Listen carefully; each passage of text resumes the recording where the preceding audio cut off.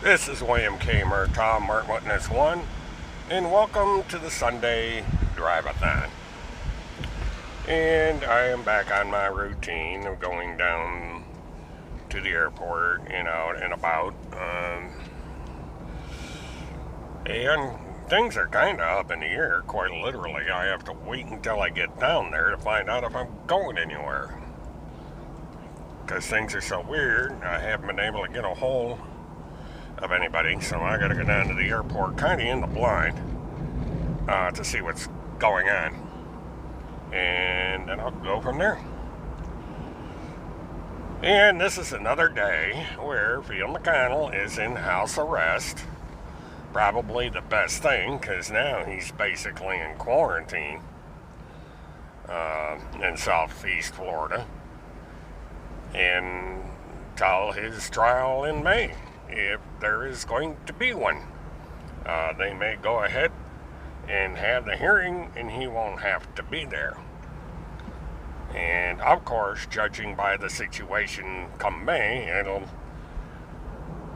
be a decision on my part as to whether or not I'm going down there. Because if this court is not open to the public and so forth, there's not much point in going down there. I'll just have to work out, find the information out in an entirely different way. One thing I've noticed today while I'm on my way down is that traffic is almost the same as it would be on a normal Sunday. And there's just a lot of people out and about in both directions on the highways. We're under kind of a limited lockdown. You can go running around for essential purposes and so on and so forth, but it seems that, people are going to the various stores. Oil change places are open. Auto parts stores are open. I think the local farm supply is open. So there are, it's almost normal. Tractor Supply is open, so it looks like we have a lot of businesses open. Now, Timothy Charles Homestead did a rather interesting thing last night. It's become abundantly clear that Tim Homestead monitors my channel. And he monitors it right up to the minute. Or it was like I would say something on my Murtathon and it immediately hit Tim Homestead's Facebook page. He would say, "Oh, Mert makes so much a month on Social Security, blah, blah, blah, blah, blah." And right there. Wow, I didn't know Tim Homestead was so concerned about how much money I make on Social Security. But, he doesn't know anything about how Social Security works, so I suspect he doesn't realize that, to get Social Security, you have to work. You have to have income because you pay on it while you're working, and then at the end of your work cycle, when you decide to retire, you get that money back in monthly installments. It's called an endowment. But, wouldn't expect him to know these things. But anyway, he made a big deal about me making money with Social Security. I thought it was rather strange. But, what struck me about what Tim Holmes is doing is he's providing evidence for the upcoming lawsuit. See, Tim Homestead is being sued, and one of the people suing Tim Homestead is Greg Sawyer. Now, Tim Homestead has made all kinds of accusations against Tim Sawyer, and he's also made some rather bigoted remarks in the process about the country of Thailand. So Tim Homestead's bigotry is front and center to the public now, so we can all see, the bigotry and racism of Tim Homestead and those around him. Thought it was kind of interesting. Kind of gives you a feel of the true nature of these people. And anyway, he puts up all this stuff about Greg Sawyer, someone who I have never had contact with, and not sure what he's trying to do. If he's trying to pit me against Greg Sawyer, or Greg Sawyer against me, or what this deal is. But in the process of doing all this, he is giving Greg Sawyer evidence to use in court against him. You know, lawyers generally will tell their clients, look, if you're being sued, keep your mouth shut. Don't talk about the person that is suing you. It's not a good thing to do. But what does Tim Holmseth do? He talks about the person that is suing him. Now, Tim Holmseth probably thinks that by hiding out, he's going to avoid the process server. But Tim Holmseth should study some past civil cases to realize that he can be served remotely. That he can be served through a newspaper, for instance. And there's other ways that he can be notified that he's being sued. Even through his Facebook account. Process server can say you are hereby notified that you are required to appear and so on and so forth in court. And that's one way of getting it done. There are ways that Tim Holmseth is finally going to learn that he is being sued. So he can hide and avoid and screw up his legal case all he wants, but sooner or later, he's going to face the music. Daniel Lee is certainly going to face the music because Daniel Lee's already been served. And the nice thing about what Tim Holmseth is doing on Facebook is he's making it easier for Daniel Lee, Preacher Dan, to be sued. Because the plaintiffs in this lawsuit can say, look, see, there's Tim Holmseth doing just exactly what Preacher Dan wants him to do. He's spreading all this defamatory stuff about me on Facebook. And Preacher Dan does the same thing. They're working together. They're all this one big group defaming us. All these defendants that we've named. So everybody is going to wind up going to court. It's going to be a rather interesting case to have all these defendants sitting in a courtroom. The gang of 10 is going to be there for the public to see, finally. So this ought to be a real interesting trial. And I hope the plaintiffs go ahead with this. Because this is going to be dynamite. Because finally, all these people are going to be made to account for their actions. They're going to have to show the court, they are justified in doing what they've been doing. They're going to have to testify under oath. And so that's what's going to happen to Mr. Holmseth. He's going to have to testify under oath about the Pentagon Pedophile Task Force and the Children's Crusade and all of it. Because he was a part of all this from the beginning.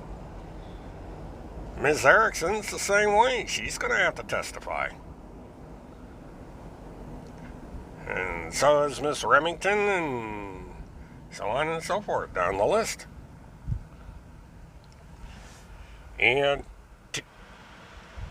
I had a troll come into my room on my Saturday Murdathon. And she made a couple interesting statements. And one of the statements she made is that Randy Erickson makes $3,000 a week. Now this is well over $150,000 a year. And when you're filing a civil lawsuit against somebody, it's nice to know who has the money when it comes time to collect. And the troll that came into my room was nice enough to let everybody know that Randy Erickson has all this money. And so Randy Erickson has just hit the top of the list for having her assets seized in a civil lawsuit. How isn't that neat? As Monty would say. So, there you have it.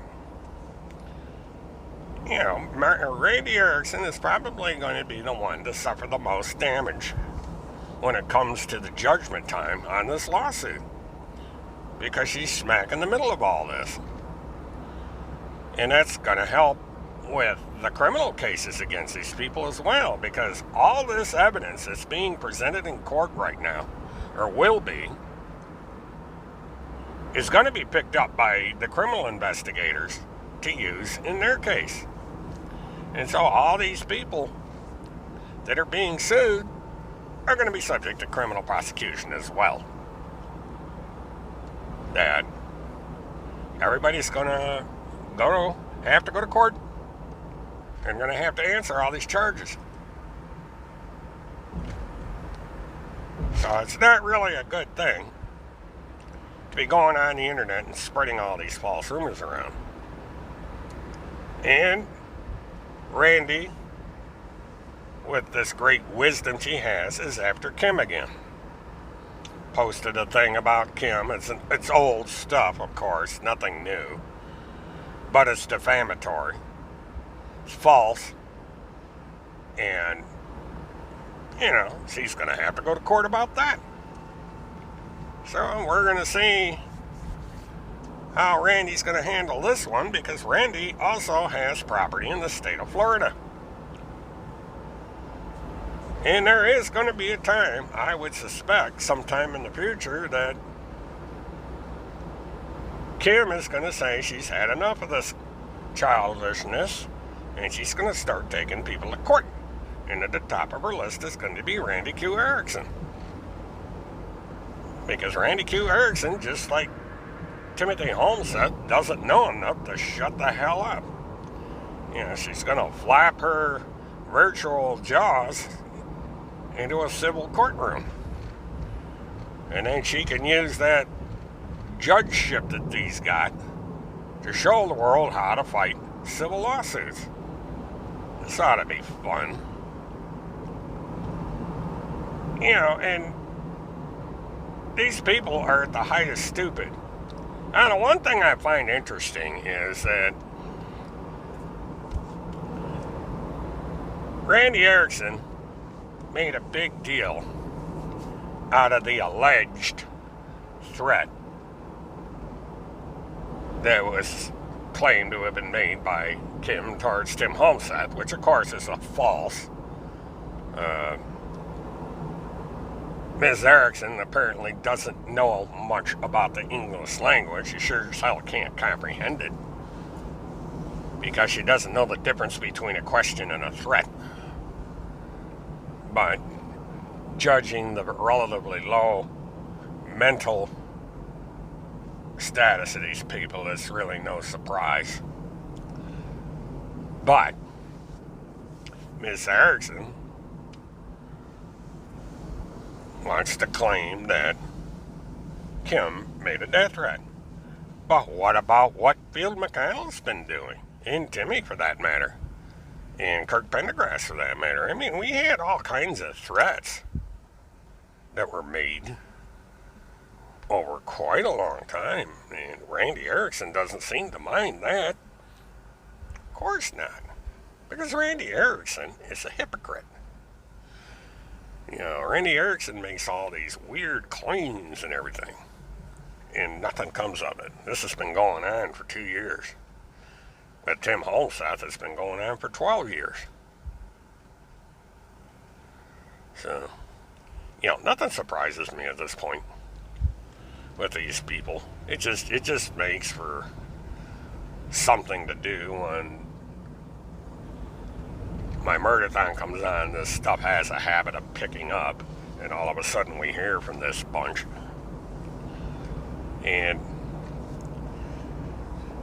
the avoidance game is rather interesting, because while Tim Holmseth makes all these accusations about people, he will not answer any question at all. He diverts. I asked him, I don't know how many times, about the lawsuit. that's being filed against him. And instead of even mentioning the lawsuit, he made his situation worse by putting all this crap on his Facebook account. Apparently not realizing that his Facebook account is being monitored not only by the plaintiffs in the lawsuit, but by law enforcement. But he just keeps right on going. And it's good that he's doing that, because eventually it's gonna hit him over the head when he goes to court, because all this stuff is gonna be evidence in court. Exhibit after exhibit after exhibit after exhibit. And this is not only in the civil court, this is in the criminal court. All this stuff is going to get laid bare, and Tim Holmseth is going to look at all this and say, oh, shit. Because eventually it is going to dawn on Mr. Holmseth that he screwed up. That the law has caught up with him. And he's going to have to answer for his actions. So yes, Mr. Holmseth, you just keep posting your stuff on your Facebook account and posting stuff on that little blog of yours. Because it's like I said last night, the guy with the little gold star badge is going to come banging on your door, or banging on the window of your car, and you're going to get hauled off to jail. You'll get your 3 squares and a cot, and then you can go before a judge and you can tell them all about the Pentagon pedophile task force and the Children's Crusade, and how you're the press secretary for these people and you're in the high command. I'm sure the judge is going to want to hear all of it, with you under oath in the witness stand, waiving your Miranda rights, so that you can get up in court and you can tell your little story. That's if you even show up to court, or are you going to go on the lam like you are now? See, Tim Holmseth has a way of arguing his side. He avoids court. He makes things up. He says, oh, it's a Shira court, which is an insult to the United States of America and to our founding fathers, because that's what these people are doing. Our court system was set up by our founding fathers. It's run the same way since the founding of this country. Nothing has changed. They had lawyers in those days. They called them barristers. But it's an adaptation of the English court. And when they wrote the Constitution, voted on it, ratified it, that's our system. And that's the system we operate under today. As much as Kirk Pendergrass likes to argue against that simple fact, that is the fact. That we are operating under a court system that this country was founded under. We created this country, or our founding fathers did, and we are running it the way it was founded. Despite what Kirk Pendergrass and Chris Hallett say. And speaking of E-Claws,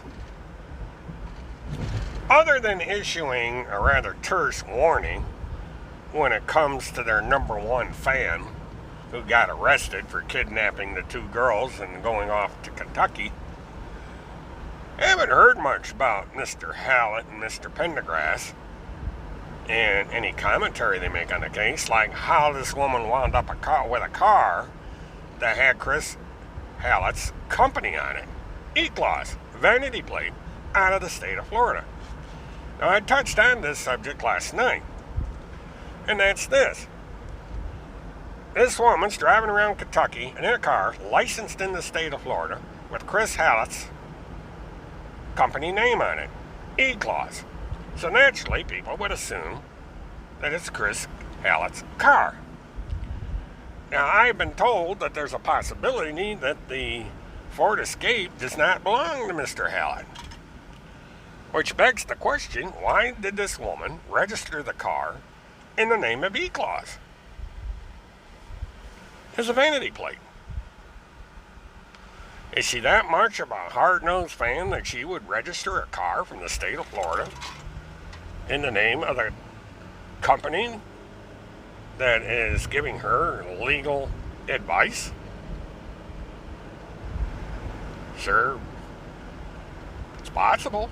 You don't have to be anybody in particular to get a vanity tag in the state of Florida. As long as E-Clause isn't being used by somebody else, you can get that tag. The problem is, if Chris Hallett wants to use E-Clause in his business, he can't do it. He'd have to buy the rights to the tag from her.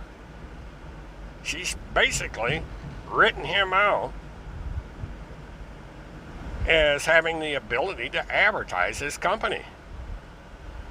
He drives all over Ocala. He's in a business where he's in his car all the time. And here he has a perfect opportunity to advertise E-Clause. And he can't do it because this woman got arrested and the car's probably sitting in an impound someplace.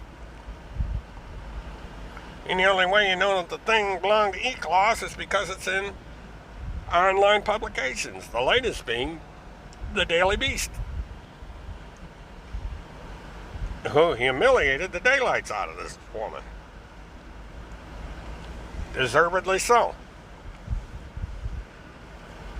I get the biggest kick out of these people that fight CPS and whine and piss and moan that these children are being kidnapped and sold into slavery and all this other bull crap.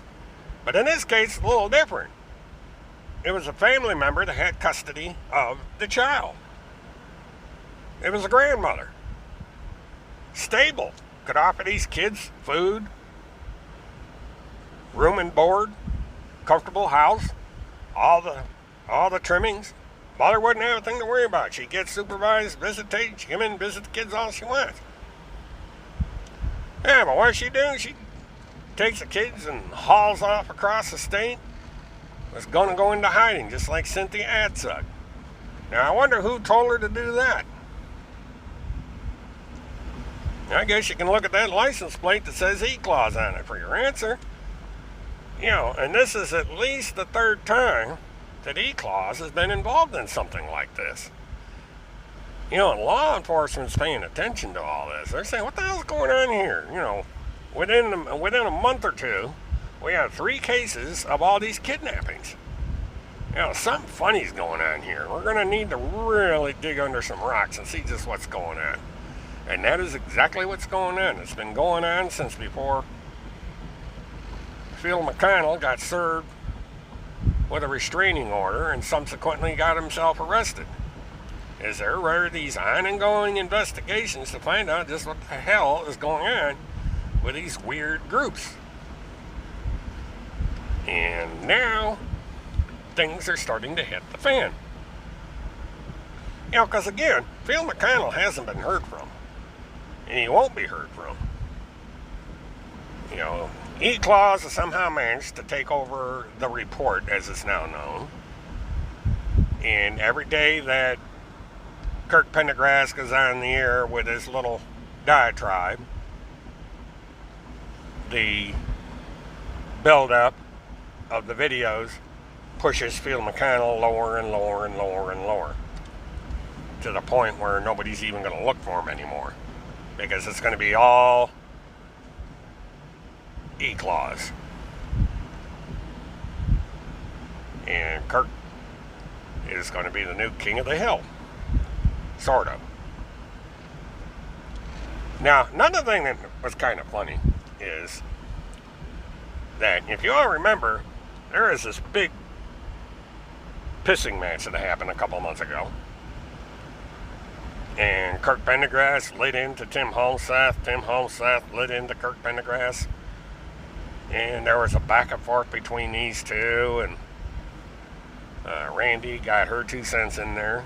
But there was all this pissing around with this group. And then all of a sudden we get this mea culpa where when this girl gets arrested in Kentucky, all of a sudden everybody's buddy-buddy again. Temporarily. Everybody's saying, oh, yeah, E-Clause filed all this paperwork, blah, blah, blah. No. The paperwork that E-Clause keeps filing isn't worth the paper it's written on. It's garbage. The courts aren't going to do anything. What the hell are you people? You're not even a lawyer. You're a sovereign citizen, and the courts have had years of experience with sovereign citizens. They know how to handle them, and they know that they are a big pain in the ass. They're not going to want anything to do with them. So the paperwork they file goes straight in the garbage can.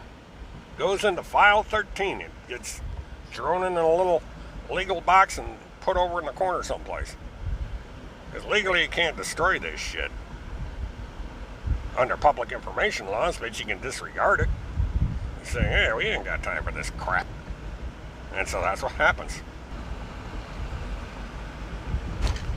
So all that's going to happen with all these filings and actions of E-Clause is just going to get ignored. Nobody cares. Except for the people stupid enough to subscribe to E-Clause and the report as it is now on YouTube and sign up for all these stupid classes. People are just going to blow their money. But the virus may put an end to that. Because I don't think these people have thought of something. People are going to start being put out of work. They already are. So people aren't going to have the $5, $10, $20, $30 to send to Kirk Pendergrass and Chris Hallett to take their little classes. The money is not going to be there. And so all of a sudden, things are going to start to dry up.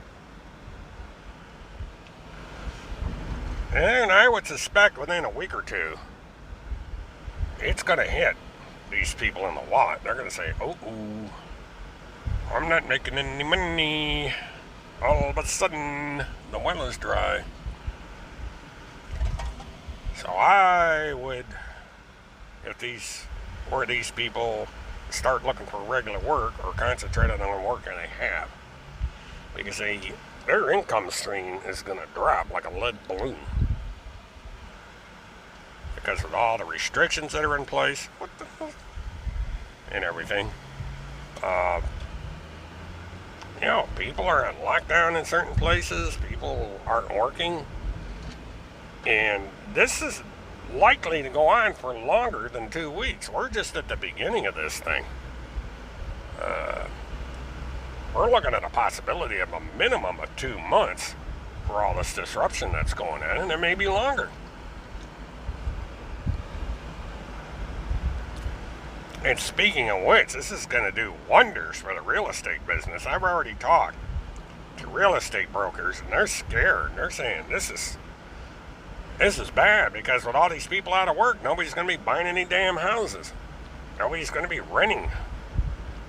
People are going to start consolidating, living with family or stuff like that. You're not going to have people going out and renting apartments and so on and so forth. People can't afford it. Apartments were, before this thing hit, apartments are renting $1,100 a month for just a one-bedroom apartment in some of the largest cities. Your rent's average $1,000 a month, and when you ain't working, you can't afford $1,000 a month. Plus, and it's current, first, and last month's rent, because you have to have some kinds of security deposit. You got power, you got, all kinds of stuff. And people got to eat, so they got to go out and buy food, and they got to buy toilet paper when they can find it. So people are in pretty bad shape right now. And the last thing they're going to be doing is going out and signing a mortgage on a $200,000 house. Or a house of any price for that matter. So the real estate brokers are going to have a hell of a time buying and selling anything. And about Randy Erickson and Chris Hallett have ties with the real estate business, so they're going to have a little bit of a problem. And then there's Field McConnell's house. Talk about good timing. That house is going to be coming on the market in a sheriff's sale right smack in the middle of a depression. So the bank is going to be desperate to get rid of that house. and to try and recoup their losses. So it's going to be a barrel of fun for all these people once this stuff hits the fan. And Tim Homestead doesn't seem to realize that, yeah, he's dependent on other people for a place to live. And if something happens to that place where he's living, to where they can't afford to have him, he's going to find himself out in his little butt. And then we're going to find out if he actually owns that car, or if it's being paid for by other people, because there's insurance on that car, there's a tag on that car, there's all kinds of expenses on that car. And Timothy Homestead's going to have to pick up all these expenses. Where is Tim Homestead getting his money? Good question. His son's not living with him, so he can't collect for, Social Security for his son. And he's a single male, so what's he collecting? The only reason he was able to get Section 8 housing is because he had his son living with him. So Tim's in a rather weird situation.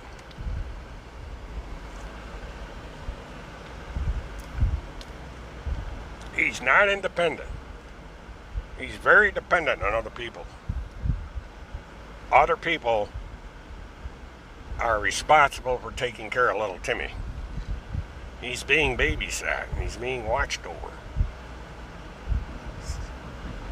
It's going to be interesting to see just how Timothy Homestead is going to survive the rest of this year before he's placed under arrest. Because the money may not be there. If this thing goes on for any length of time, Randy Erickson and all these other people are going to be in financial trouble. If it's true, and Randy Erickson is making over $100,000 a year, she is not going to get a dime of the stimulus, because it cuts off at $100,000, and she's well over that. So Randy Erickson, that $3,000 or however much money she'd get, $1,200 for each individual in the household, plus if there's any kids, it's $500. She may not get any of that. And has she filed any income tax? Yeah, find out. As in order to get the money, you got to file income tax. Has Timothy Homestead filed income tax? He may not get it. And it's going to take a month or so to get it anyway. So all these people running around right now on the precipice because the cash is going to dry up. People are not hiring right now. Part-time guys, maybe if you want to go be a stock clerk for a grocery store, make the minimum wage for a few hours a week. But as far as good, high-paying jobs, they're just not going to be there. It's all going to be minimum wage. You're not going to be able to afford iPhones and all these gadgets out there, the nice computers, video games, Xboxes, and so on and so forth. All this stuff, you're not going to be able to afford any of it.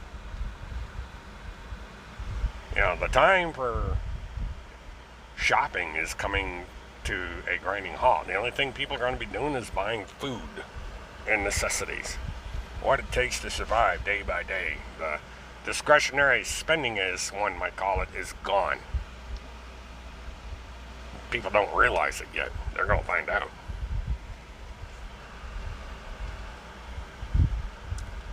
And these conspiracy theorists are going to find out the hard way. Because people aren't going to have the money to throw at these conspiracy theorists. They'll sit there and they, They can get on there and post their little articles on Facebook and so on and so forth, and people might read them, but they're not going to send them a dime. You know, the money to go around paying for these people to run away from CPS and go overseas is going to dry up. It takes a lot of money to do that sort of thing. I don't know what these people were doing to get a return on their investment, but I think the days of paying a mother with 1 or 2 children to bring their children to a halfway house or a safe house and then ship these kids off with the mother overseas is going to last. And it's going to come to a screeching halt. Because the money's not there. It's not going to be there. Because once people start getting hit in the pocketbooks, they're gonna say, well, my income is cut down to where I can't even afford to keep my goodies. I got that payment on that BMW I gotta make.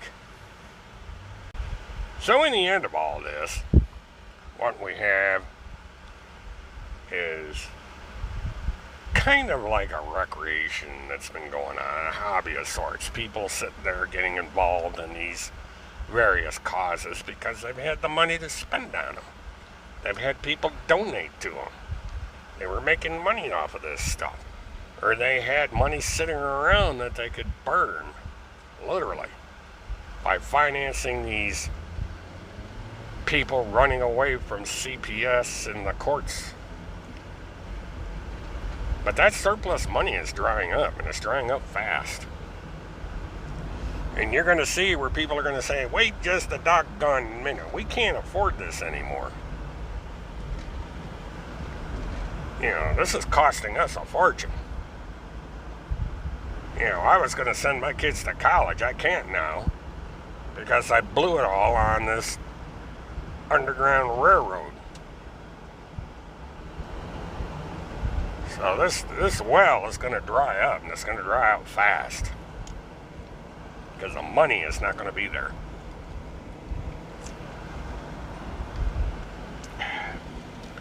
It's estimated that a minimum of $50,000 was spent on Cynthia Abzug. If somebody's going to spend $50,000 on something, they want a return on their investment. So there's something going on that got Cynthia Abzug involved in all this. This wasn't done out of the goodness of anybody's heart. This was done because there's money to be made somehow.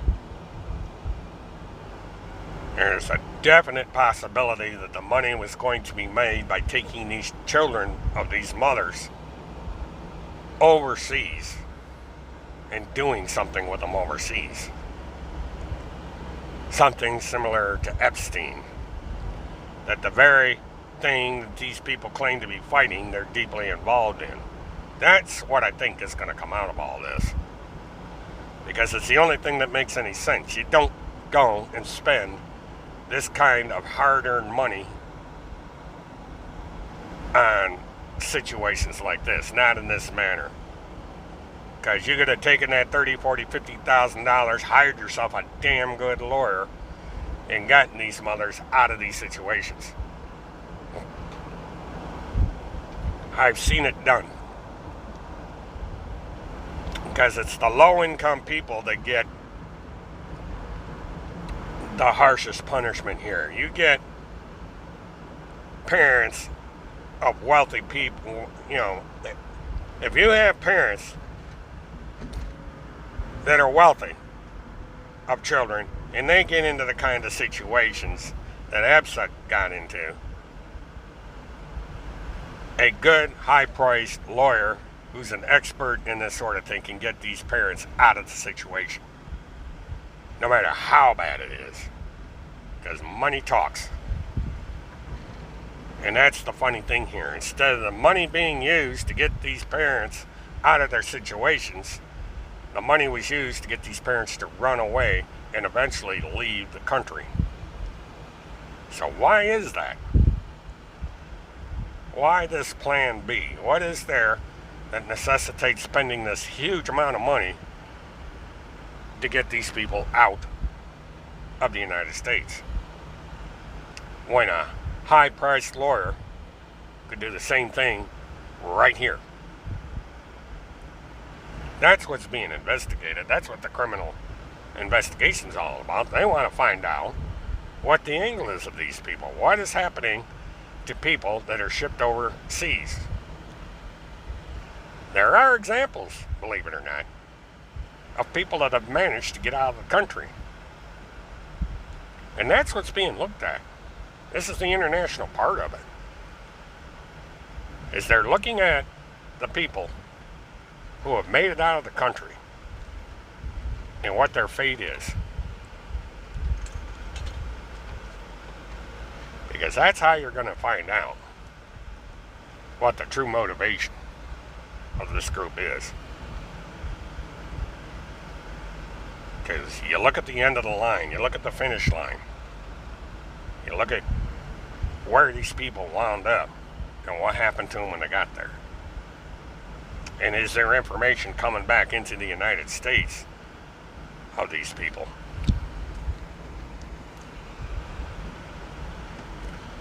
And guess what? There is not. There are reports that women have taken their children and completely disappeared, never to be heard from again. Children aren't heard from, the parents aren't heard from. Once they're out in the United States, you don't hear from them. All you hear is that they were in the CPS system, they missed a court date, missed a visitation by a caseworker, whatever. They just disappeared.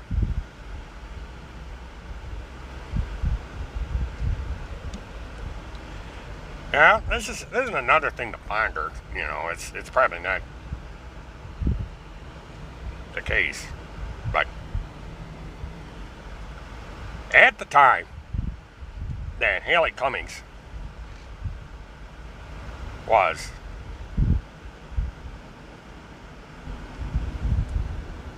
just before she disappeared, actually, CPS was involved because of things that have been going on in that family, about the drug use, about the condition of the child. There'd been things going on. This is something I'm surprised that Tim Homestead didn't come across. And all of a sudden the child disappears. Now Tim might be half right that the child was taken and shipped somewhere. But it's not by who he thinks, it's by people like the people surrounding Cynthia Absa. That might be the real child trafficking. And Tim Homestead might be right in the middle of it. He might be part of it, whether he realizes it or not. Because it seems a high coincidence that here's a guy who was extensively involved in a missing child case, all of a sudden is involved in cases where mothers are taking their children and running away and going overseas. That if it had not been for a certain set of circumstances, at least 2 of these women would be out of the United States by now. That their plans are now getting screwed up. The latest, because the Secret Service got involved.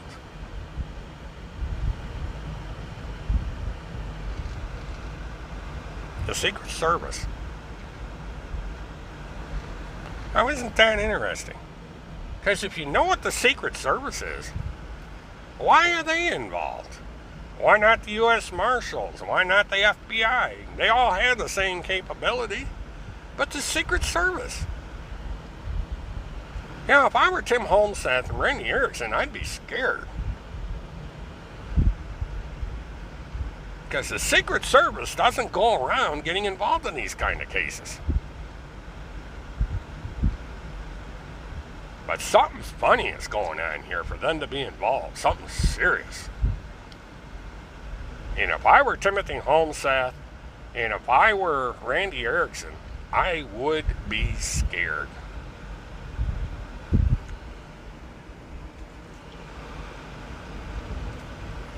And Timothy Holmseth would be well served to quit putting stuff on Facebook. Quit writing his little articles. And it's like Kirk Pendergrass said, Tim Holmseth probably needs to learn when to shut the hell up. But Tim Holmseth isn't going to learn that lesson. Thank goodness. He's going to keep blabbing away with his virtual mouth. He's going to keep posting on Facebook and on his blog, putting up all kinds of evidence that's going to get him thrown in jail. And for a long, long time.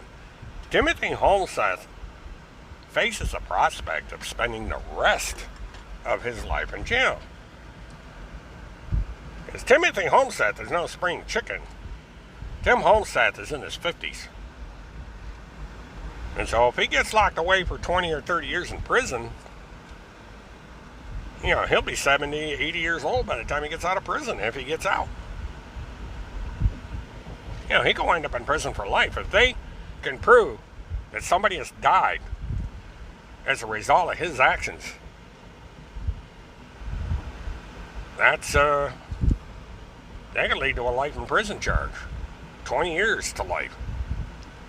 You know, it could, things could stack up pretty bad for these people because they don't realize that if somebody dies as a result of what they're doing, you're getting into capital crimes. Getting into manslaughter, second-degree murder, negligent homicide, all kinds of neat little homicides that come out. Because it would be a homicide.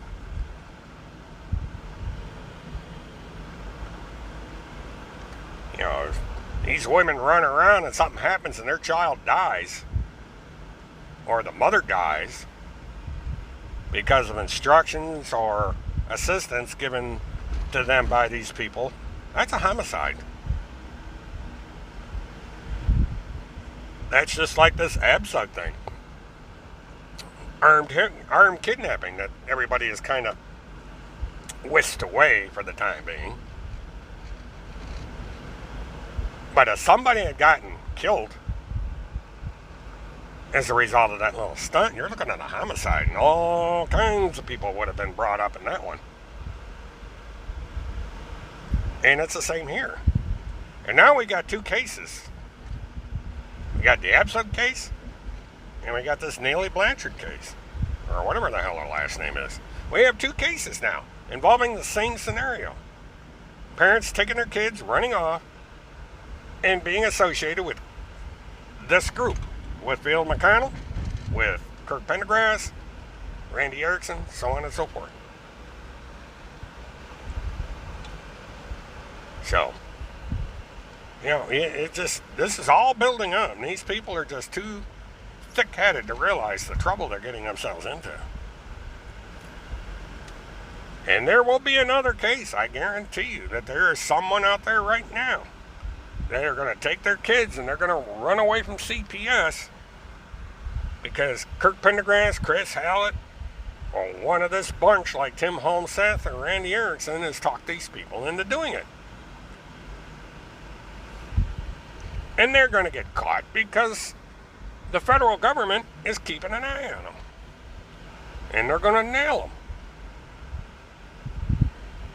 Then people are starting to wake up and starting to pay attention, and people are organizing to go after these people. To say, we are going to investigate on our own. We will find the evidence, and because we're large numbers of people, we will give this information to the authorities, and it'll be concrete, legally binding evidence. And people will finally start going to jail. And this lawsuit's the beginning of it.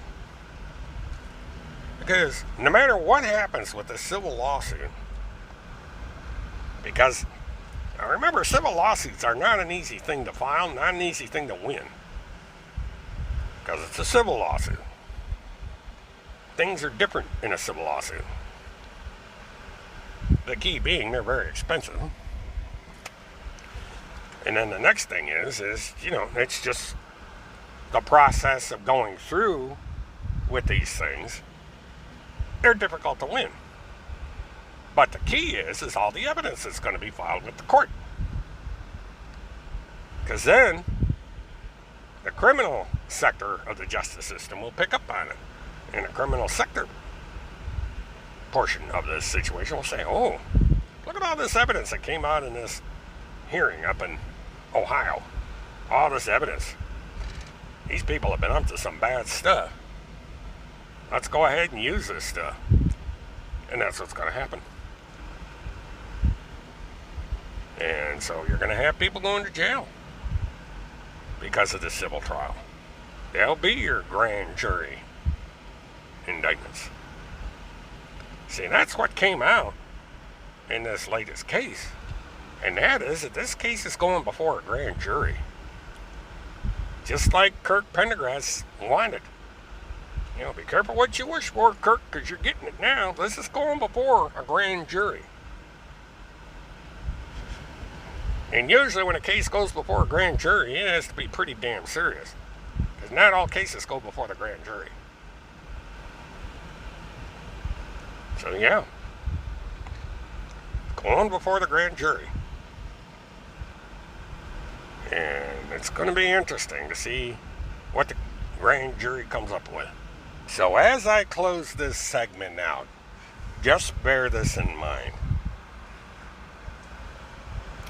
Actions have consequences. Those actions can be positive or those actions can be negative.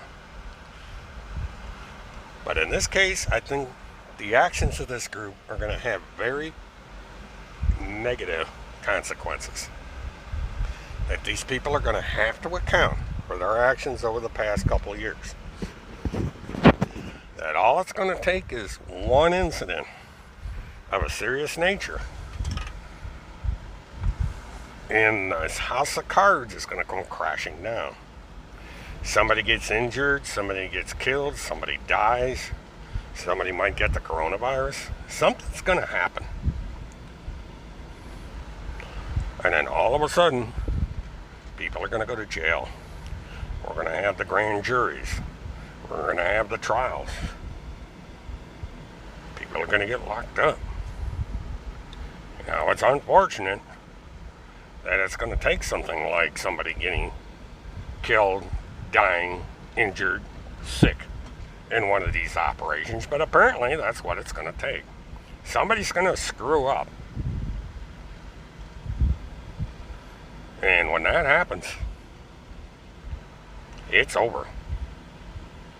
Even a car accident, if you go out and you're running away, kidnapping these kids because of a custody battle, and you have an accident and the children die, that's murder in the commission of a felony. There's no such thing, oh, it's too bad she had an accident and lost her kids. No.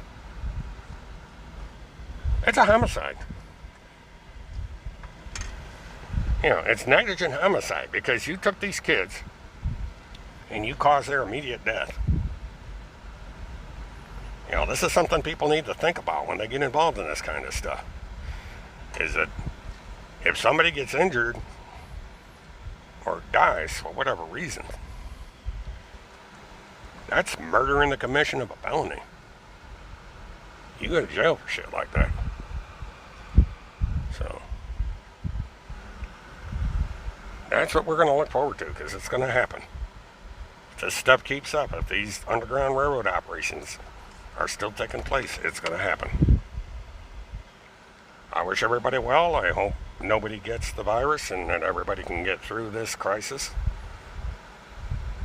Until then, this is William K. Murtaugh, Witness 1. Have a good one.